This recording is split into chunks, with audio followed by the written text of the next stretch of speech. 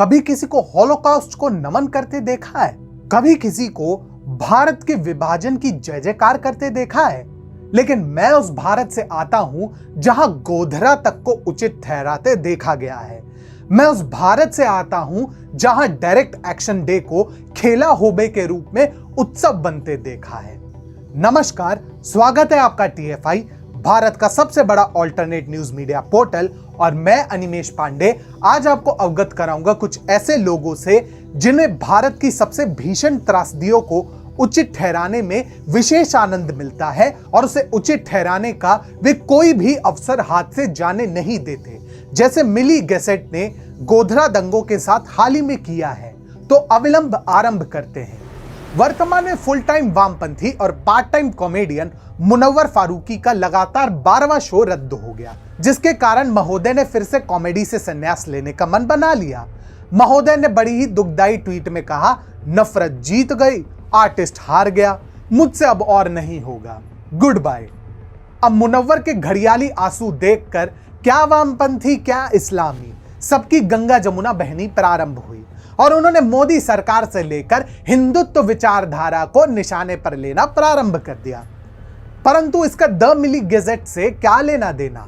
The milli gadget एक Islamic विचारधारा वाली मैगजीन है जो अपने आप को देश की सबसे ज्यादा चर्चित इस्लामिक मैगजीन के रूप में प्रचारित करती है।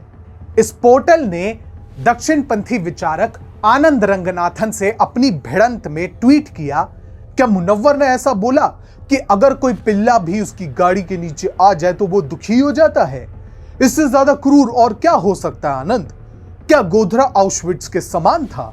आपकी माने तो यहूदी ट्रेन में सवार लोगों पर और स्टेशन पर इसलिए हमला कर रहे थे क्योंकि वह एक धार्मिक ढांचे के विध्वंस का जश्न मनाने जा रहे थे।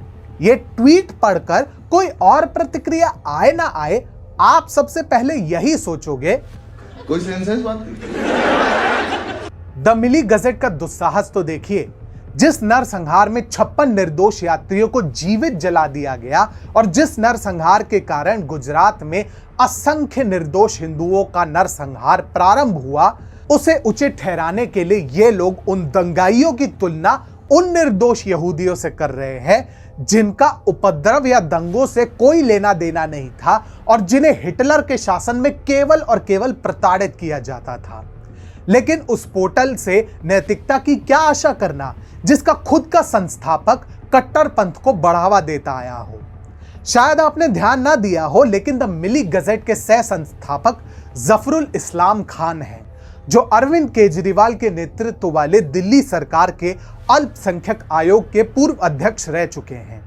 इतना ही नहीं, सीएए के विरोध से लेकर राम जन्मभूमि के परिसर के पुनर्निर्माण पर इनके मुख और सोशल मीडिया पोस्ट से जितना विष निकला है उसका लेखा जोखा तय करने के लिए तो एक अलग से पुस्तक लिखनी पड़ सकती है। जफरुल इस्लाम खान इसके साथ ही साथ पूर्वोत्तर दिल्ली के दंगों को भी अप्रत्यक्ष रूप से उचित ठहराने का कुत्सित प्रयास कर चुके हैं और इन्होंने कोविड-19 के पश्चात तबलीगी जमात के कट्टरपंथी मुसलमानों के विरुद्ध कार्रवाई को लेकर काफी विष भी उगला था। इतना ही नहीं, इन्होंने कट्टरपंथी मुसलमान और आतंक समर्थक जाकिर नाइक के तारीफ में भी कोई कसर नहीं छोड़ी है। ऐसे में इतना तो स्पष्ट है कि द मिली गैजेट एक विशैला मुखपत्र है जिसने भारत और भारतीय संस्कृति के विरुद्ध अपनी घृणा को एक बार फिर जग जाहिर किया है। गोधरा दंगे जैसे त्रासदी को उचित ठहराना कोई नीच प्रवृत्ति का मनुष्य ही कर सकता है और ऐसा करके इस पोर्टल और इसके सह संस्थापक ने सिद्ध किया है कि आखिर ये क्यों घृणा और उपहास के भागी हैं।